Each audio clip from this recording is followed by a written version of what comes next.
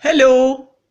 In today's video, we shall learn in detail about human urinary system. By the end of this video, you'll have a clear understanding about the different modes of excretion, structure and functions of kidney, and the structure of nephron. Let us begin with the introduction to excretion. Excretion is the elimination of metabolic waste from the body. Carbon dioxide, water, bile pigments, nitrogenous waste are some of the waste products formed in the body. Skin, lungs, liver, and kidneys are the different organs of excretion. The skin eliminates excess water and salt in the form of sweat from the body through the sweat glands.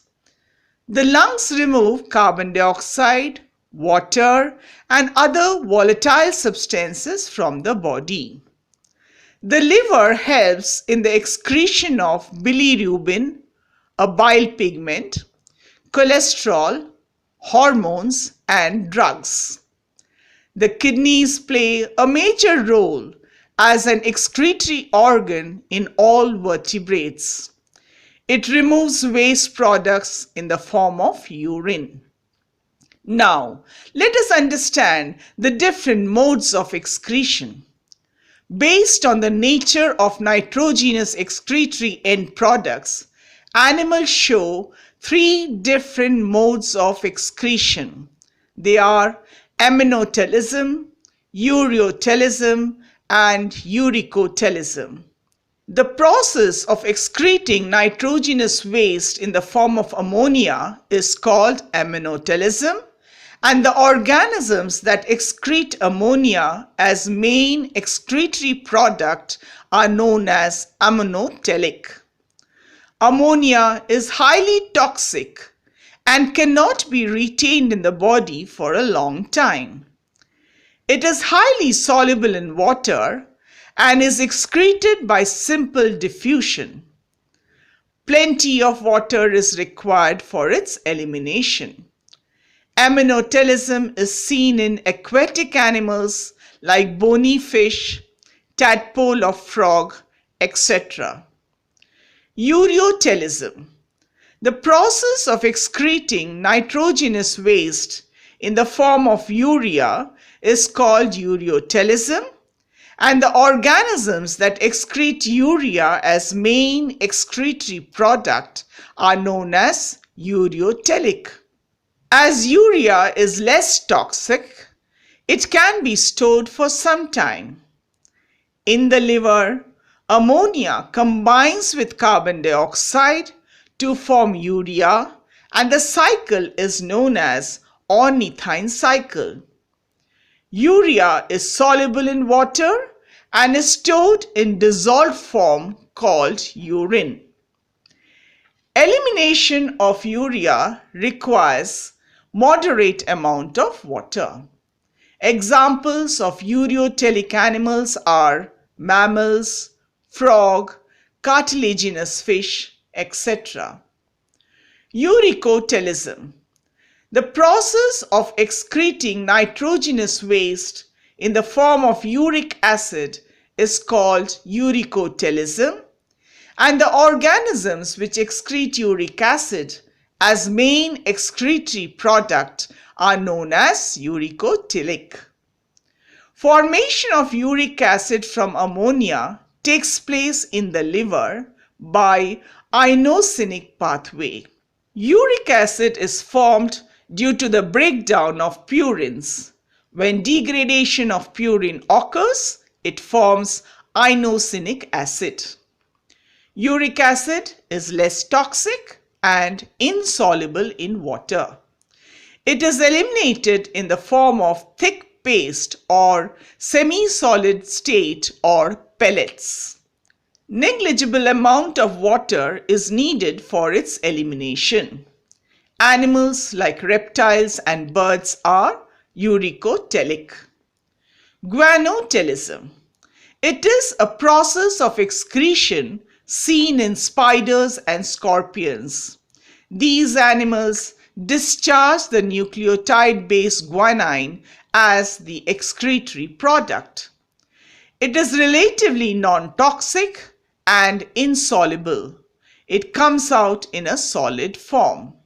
By the way, if you're getting some value out of this video, please like and share this video so that all of us can learn, unlearn, and relearn together. Also, please consider subscribing the channel and press the bell icon to get instant notification of all the upcoming videos. Let us learn in detail about human excretory system. It consists of a pair of kidneys, a pair of ureters, single urinary bladder, and urethra. The kidneys are bean-shaped, whose outer side is convex and the inner side is concave. They are located below rib cage in the abdominal cavity, one on each side of the vertebral column at the level of 12th thoracic to 3rd lumbar vertebra. Right kidney is slightly lower than the left kidney due to the presence of liver. Kidneys are mesodermal in origin. They are retroperitoneal in position, that is, they are present behind the peritoneum. A notch called hilus is present on the concave surface of the kidney. Let us now study the functions of kidney. Kidneys are responsible for the removal of nitrogenous waste. They help to maintain homeostasis. Kidneys regulate the amount of water and salts in the blood. They also regulate the acid-base balance, that is, pH of the body fluid, by reabsorbing bicarbonates from urine and excreting hydrogen ions into urine. Kidneys help in the adjustment of sodium ion, potassium ion, and chloride ion concentration. Kidneys secrete erythropoietin hormone, which controls RBC production and oxygen carrying capacity of the blood. Renin enzyme produced by kidneys helps to regulate blood pressure and other physiological functions. It controls the production of aldosterone. The renin-angiotensin system stimulates reabsorption of sodium ions and increases the body's water retention. Renin enzyme helps manage the expansion of arteries and the volume of blood plasma, lymph, and body fluid.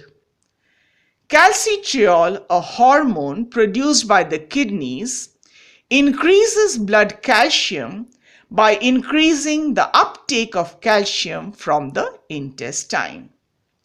Next, let us look into the longitudinal section of kidney. Externally, the kidney shows 3 layers. The outermost tough, fibrous connective tissue known as renal fasciae. The middle perirenal fat capsule that helps to anchor the kidneys, and the innermost renal capsule. In the longitudinal section, the kidney shows the outer cortex, middle medulla, and the renal pelvis in the hilum.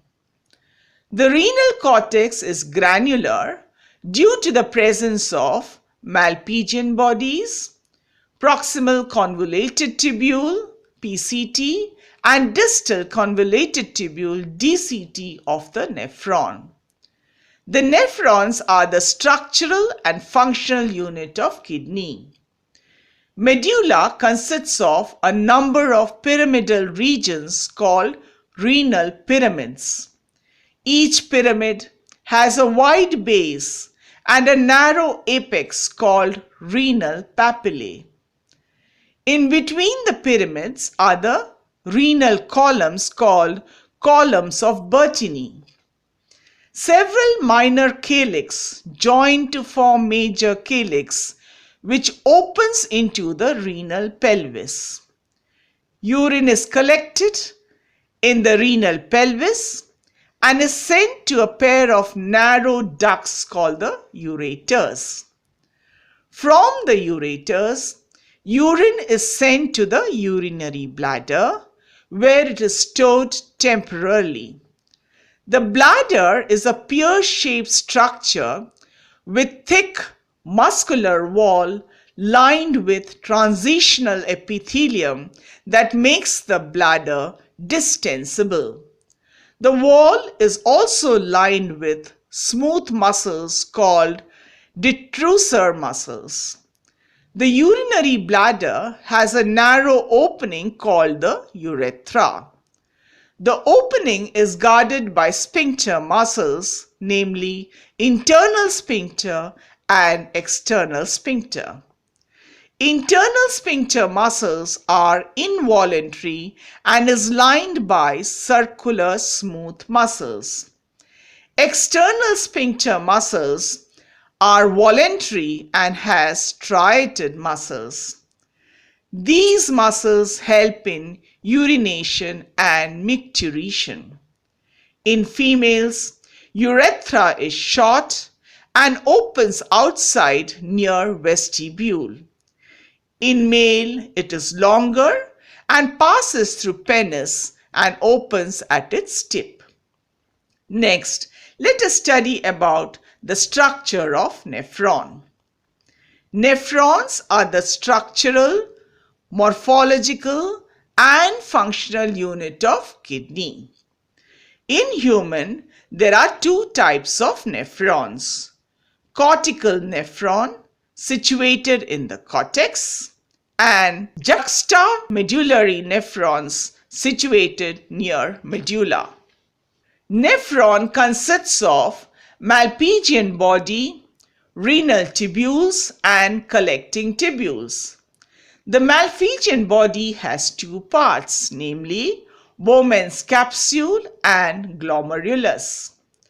The renal tubules can be divided into proximal convoluted tubule (PCT), where reabsorption of filtrate takes place, Henle's loop, where counter-current exchange mechanism occurs, and distal convoluted tubule (DCT), where tubular secretion occurs. The collecting tubules form common duct which leads into the pelvis.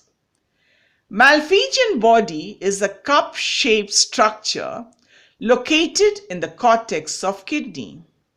It consists of two parts, Bowman's capsule and glomerulus.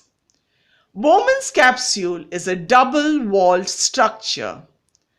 Outer layer is lined by squamous epithelium and is known as the parietal layer, and the inner layer is known as visceral layer. The inner layer is lined by specialized epithelial cells called podocytes. These cells help in ultrafiltration of water, amino acids, urea, glucose, etc.